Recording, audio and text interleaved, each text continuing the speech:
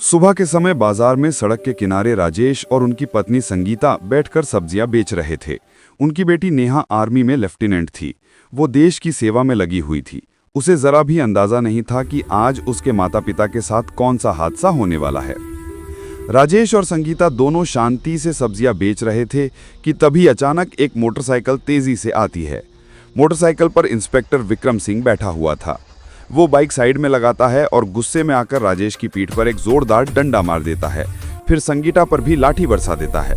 दोनों अचानक घबरा जाते हैं और हैरान रह जाते हैं। इंस्पेक्टर गुस्से में चिल्लाता है, ये सड़क तुम्हारे बाप की है क्या? जहां मन किया वहीं पर सब्जियां लगा दी। दिख नहीं रहा यहाँ ट्रैफिक लग सकती है? इस तरह सड़क के किनारे सब्जी कौन बेचता है? सब्जी बेचनी है तो अपने घर जाकर बेचो। सड़क जाम करने की हिम्मत कैसे की तुम लोगों ने? इतना कहकर विक्रम सिंह ने गुस्से में चटाई पकड़कर जोर से खींच ली जिसमें सारी सब्जियां रखी थी। सब्जियां सड़क पर बिखर गईं। संगीता रोने लगी और हाथ जोड़कर माफी मांगने लगी। साहब मुझे माफ कर दीजिए, आगे से ऐसा नहीं करूंगी। प्लीज सर हमें माफ कर दीजिए। हमारी सब्जियां इस तरह मत फेंकिए, हमारा बहुत नुकसान हो जाएगा साहब। राजेश भी हाथ जोड़ते हुए बोला, साहब प्लीज हमारी सब्जियों को मत फेंकिए, हम यहाँ से चले जाते हैं। हमारा बहुत नुकसान हो गया साहब, ऐसा मत कीजिए। मैं आपके आगे हाथ जोड़ता हूँ, हमें माफ कर दीजिए। मगर इंस्पेक्टर विक्रम सिंह को जरा भी दया नहीं आई। वो गुस्से में दोनों को गालियां देने लगा, भला भुला कहने लगा। फिर उसने गुस्से में राजेश के ऊपर एक और लाठी मारी और चिल्लाकर बोला, जल्दी सब्जियां हटाओ यहां से। लाठी इतनी जोर से लगी कि राजेश दर्द से कराह उठा और रोने लगा। वो हाथ जोड़कर पैर पकड़कर माफी मांगता रहा, लेकिन इंस्पेक्टर का दिल मानो पत्थर का बन चुका था। संगीता भी रोते हुए माफी मांग रही थी, मगर विक्रम सिंह के कानों पर जरा भी असर नहीं हो रहा था। आधी सब्जियां सड़क पर बिखर चुकी थी। गाड़ियां चल रही थी, लोग इधर उधर जा रहे थे। कुछ सब्जियां गाड़ियों के नीचे कुचल गईं। हल्ला मचने के कारण लोग इकट्ठा होने लगे। सब कोई खड़े होकर तमाशा देखने लगे, मगर कोई आगे नहीं आया। किसी ने भी ये नहीं कहा कि इंस्पेक्टर गलत कर रहा है, जबकि सबके सामने साफ दिख रहा था कि गलती इंस्पेक्टर की है। वो चाहता तो बिना मारे उन्हें समझा सकता था कि सब्जियां हटा लें, लेकिन उसने बेवजह डंडा बरसाया, गालियां दी और सब्जियां बिखेर दी। इसी भीड़ में मौजूद थी आर्मी ऑफिसर नेहा की बचपन की सहेली डॉक्टर रिया। वो भी लोगों के साथ खड़ी तमाशा देख रही थी, मगर अगले ही पल उसने समझदारी दिखाई और सोचा इस वक्त घटना की वीडियो बनाना बहुत जरूरी है। उसने तुरंत मोबाइल निकाला और पूरी घटना रिकॉर्ड करने लगी। वीडियो में साफ दिख रहा था कि इंस्पेक्टर बिना वजह डंडा बरसा रहा है, गालियां दे रहा है, सब्जियां सड़क पर फेंक रहा है और सार्वजनिक रूप से उन्हें अपमानित कर रहा है। डॉक्टर रिया के मन में गुस्सा भर गया। वो नेहा के माता पिता को भली भांति जानती थी और उसने ठान लिया कि इस अपमान का जवाब जरूर दिलवाएगी। इंस्पेक्टर विक्रम सिंह फिर गुस्से में चिल्लाया, जल्दी हटो यहां से, वरना जो सब्जियां बची हैं उन्हें भी सड़क पर फेंक दूंगा, समझे? यहां ट्रैफिक जाम लग जाएगा। ये तुम्हारे बाप की सड़क नहीं है। संगीता और राजेश दोनों रोते हुए सड़क पर बिखरी सब्जियों को समेट रहे थे। दोनों के मन में एक ही ख्याल आ रहा था, काश हम गरीब ना होते तो हमें ये दिन ना देखना पड़ता। काश हमारी बेटी हमारे साथ होती तो शायद कोई हमें यूं अपमानित ना करता। दोनों की आंखों से लगातार आंसू बह रहे थे। उन्होंने जितनी सब्जियां बची समेटी और घर की ओर चल दिए। इंस्पेक्टर ने गुस्से में बाइक स्टार्ट की और चिल्लाया, तुम लोग यहाँ क्या देख रहे हो? काम धंधा नहीं है क्या? सब अपने अपने काम पर जाओ, भीड़ खत्म करो यहां से। इतना कहकर वो गुस्से में वहां से चला गया। इधर आर्मी ऑफिसर नेहा की सहेली रिया घर गई और उसने वीडियो तुरंत नेहा को भेज दी। भाग 2, नेहा का घर आना और थाने में टकराव। वीडियो देखते ही नेहा की आंखों से आंसू बह निकले। वो गुस्से और दुख से भर गई। उनकी आंखों के सामने एक एक दृश्य घूमने लगा। किस तरह उनसे पढ़ाया लिखाया गया, माता पिता ने उनके लिए क्या क्या किया, और आज वही माता पिता सड़क पर अपमानित हुए, लोगों के सामने मारे पीटे गए, जबकि कोई उनकी मदद नहीं कर रहा था और सब केवल तमाशा देख रहे थे। नेहा के अंदर खून उबर रहा था। उसने दर्द से रोते हुए अपना आपा नहीं रखा और तुरंत रिया को कॉल किया। रिया ने कॉल उठाई। नेहा ने पूछा, तुम्हें ये वीडियो कहाँ से मिला और क्या क्या हुआ? रिया ने पूरी घटना विस्तार से बता दी कि उसने स्वयं वो वीडियो रिकॉर्ड किया था ताकि सबूत बन सके। उसने बताया कि इंस्पेक्टर विक्रम सिंह ने तुम्हारे माता पिता के साथ बुरा बर्ताव किया है। उन्हें न सिर्फ पीटा गया बल्कि खुलेआम अपमानित भी किया गया। अगर तुम चाहो तो इस सबूत की वजह से उन्हें सजा दिलवाई जा सकती है, इसलिए मैंने ये वीडियो बनाई। रिया ने कहा, मुझे बहुत गुस्सा आया। मैंने देखा कि इंस्पेक्टर ने तुम्हारे माता पिता को बहुत मारा, उन पर कोई रहम नहीं आया, इसलिए मैंने ये रिकॉर्ड किया। ये सुनते ही नेहा का दिल और तेज धड़कने लगा। उसने छुट्टी के लिए आवेदन कर दिया और 1 हफ्ते की छुट्टी ले ली। छुट्टी मिलते ही नेहा ने साधारण सा सलवार सूट पहना और बस पकड़कर घर की ओर निकल पड़ी। इधर घर पर राजेश और संगीता बैठे बैठे रो रहे थे। उनकी आंखें नम थीं। दिल में उम्मीद थी कि उनकी बेटी कुछ बड़ा करेगी और उन्हें गरीबी से बाहर निकाल देगी, मगर आज उन्हें अपमान सहना पड़ा। संगीता बोली, क्यों ना हम अपनी बेटी को सब कुछ बता दें। लेकिन राजेश ने कहा, नहीं, हमें ये बात नहीं बतानी चाहिए। अगर नेहा को ये सब पता चला तो वो इसे बर्दाश्त नहीं कर पाएगी और न जाने क्या हो जाएगा। वैसे भी वो आर्मी में लेफ्टिनेंट है, पर इस इंस्पेक्टर का कुछ बिगाड़ नहीं पाएगी। उसे ऐसे ही खुश रहने दो। उनको क्या पता था कि उनकी बेटी घर पहुंचने वाली है। कुछ ही देर में नेहा घर पहुंची और दरवाज़ा खटखटाया। दरवाजे की आवाज़ सुनकर राजेश ने दरवाज़ा खोला और वो अपनी बेटी को देखकर हैरान रह गया। पिता की आंखों में आंसू देख नेहा को समझ आ गया कि जरूर कुछ बहुत बुरा हुआ है। वो रोते हुए अपने पिता के गले लग गई। राजेश ने उसे अंदर बुलाया। संगीता ने अपनी बेटी को देखकर आंसू छुपाने की कोशिश की, पर वो आंसू छुपा न सकी और वो और भी ज्यादा रोने लगी। नेहा ने अपनी मां को गले लगाकर कहा, मां, चिंता मत कीजिए, मैं इसे बर्दाश्त नहीं करूंगी। मैं इंस्पेक्टर को कानून के मुताबिक सजा दिलवाऊंगी। उन्होंने जो कुछ भी किया है वो गलत है और गैर कानूनी है। मेरे पास इसका सबूत भी है। मैं उसे छोड़ूंगी नहीं। मुझे माफ़ कर दीजिए पापा कि मैं समय पर यहाँ ना आ सकी। आपने मुझे कठिनाई में पाला, पढ़ाया लिखाया, ये मुकाम दिलाया और मैं अपने फ़र्ज़ में देर कर गई। पर मैं इसे अब सही करूंगी। मैं रिपोर्ट दर्ज करवा के जहाँ तक हो सके उसे सज़ा दिलवा कर ही रहूंगी। संगीता रोते हुए बोली, बेटा तुम कहाँ जाओगी? तुम्हें रिपोर्ट लिखवाने के लिए वहीं थाना जाना होगा। वही तो इंस्पेक्टर है, तुम कुछ कर ही नहीं सकती। छोड़ो। पर नेहा ने माँ का हाथ पकड़ते हुए साहस से कहा, माँ, वो थाने का इंस्पेक्टर है तो क्या हुआ? मैं भी आर्मी ऑफिसर हूँ। मेरा फर्ज बनता है कि मैं अपने माता पिता पर हुए जुल्म का बदला लूँ। अगर वो रिपोर्ट दर्ज नहीं करता तो मैं इसकी शिकायत ऊपर धरूंगी। कैसे भी हो मैं उसे सस्पेंड करवा कर ही रहूंगी। उसे उसकी सज़ा ज़रूर मिलेगी। आप दोनों चिंता मत कीजिए। अब जो कुछ भी करना है मैं अकेले ही करूंगी। अपने माता पिता को शांत रखकर नेहा सीधे थाने की ओर निकल पड़ी। वहां उसने देखा कि डेस्क पर इंस्पेक्टर विक्रम सिंह बैठा था और हाथ में सिगरेट लिए पी रहा था। नेहा धीरे धीरे इंस्पेक्टर के पास गई और बोली, सर, मुझे एक रिपोर्ट लिखवानी है। इतना सुनते ही इंस्पेक्टर हंसा और कहा, रिपोर्ट लिखवानी है? तुम्हें यहाँ के रूल पता है ना? 500 रुपये निकालो तभी रिपोर्ट लिखी जाएगी, वरना जाओ यहाँ से। ये सुनकर नेहा समझ गई कि ये इंस्पेक्टर कितना गिर चुका है। बिना वजह रिश्वत मांग रहा है। रिपोर्ट लिखवाने के लिए कहीं भी पैसे देने का प्रावधान नहीं होता। थोड़ी कड़ी आवाज में नेहा बोली, इंस्पेक्टर साहब, रिपोर्ट लिखवाने के कहीं भी पैसे नहीं लगते। आप हमसे रिश्वत क्यों मांग रहे हैं? हम आपको पैसे नहीं देंगे। आपका काम जनता की सेवा करना है। आप हमसे रिश्वत मांग रहे हैं तो कृपया अभी रिपोर्ट लिख दें। मामला बहुत गंभीर है। इंस्पेक्टर हंस पड़ा और बोला, देखो, मामला गंभीर हो या कुछ भी मुझे फर्क नहीं पड़ता।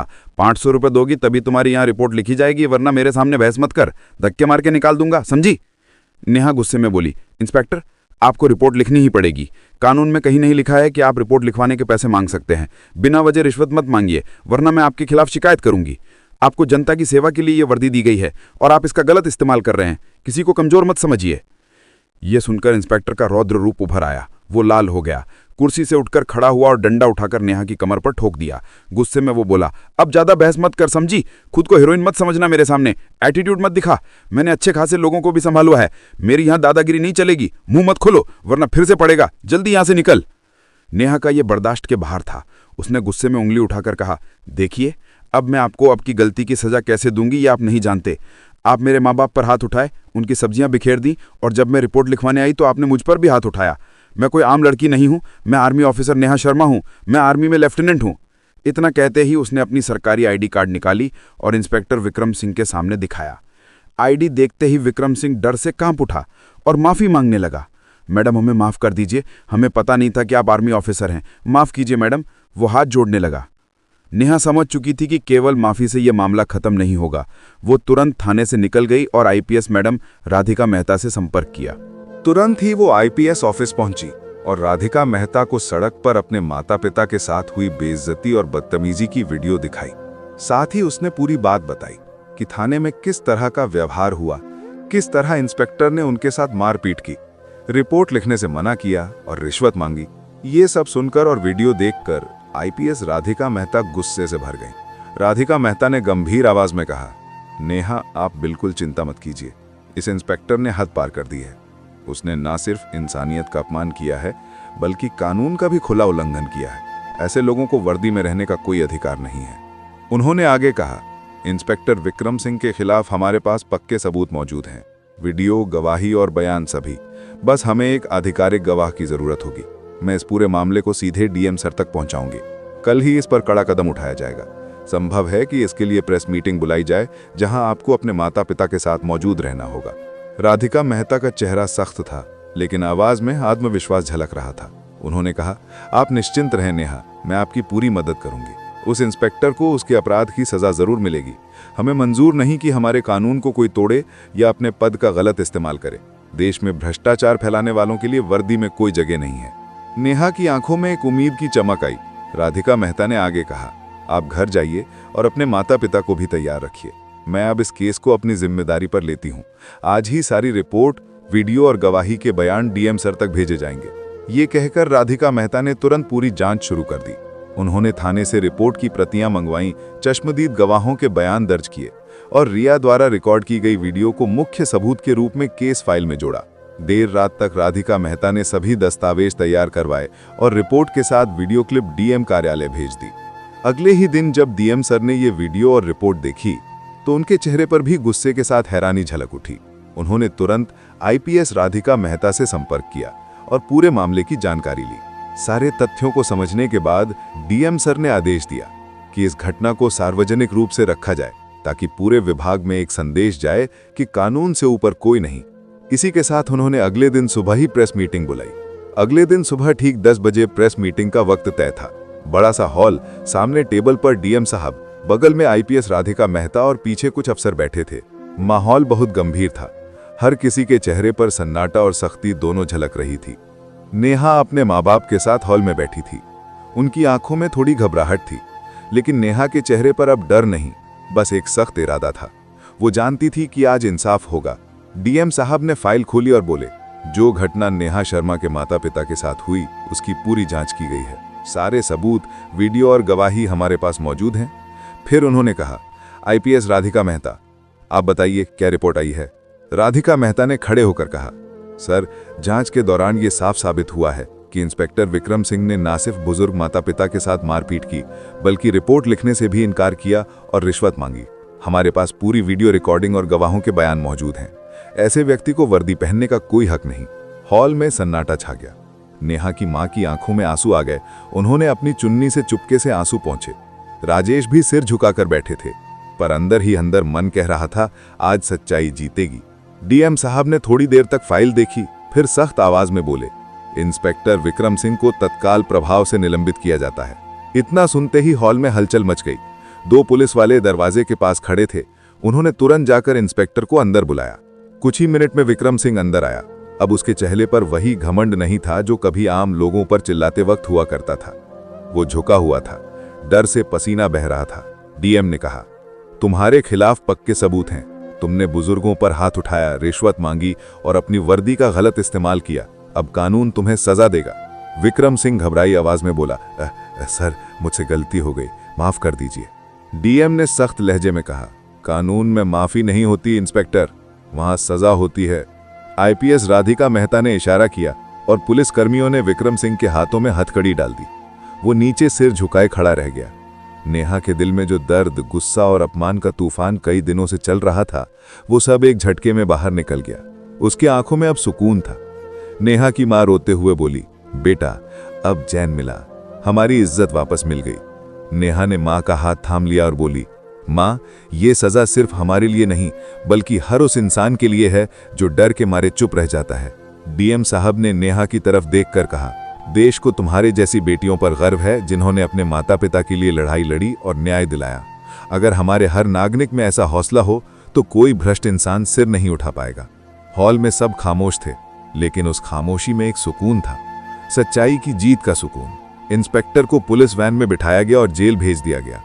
नेहा के माँ बाप के आंखों में अब गर्व था और नेहा की आंखों में सिर्फ एक बात, न्याय कभी देर से मिलता है मगर मिलता जरूर है। नेहा ने राधिका मेहता और डीएम साहब को सलाम किया और बोली, थैंक यू सर, आपने सिर्फ मेरे माता पिता का नहीं, इस वर्दी की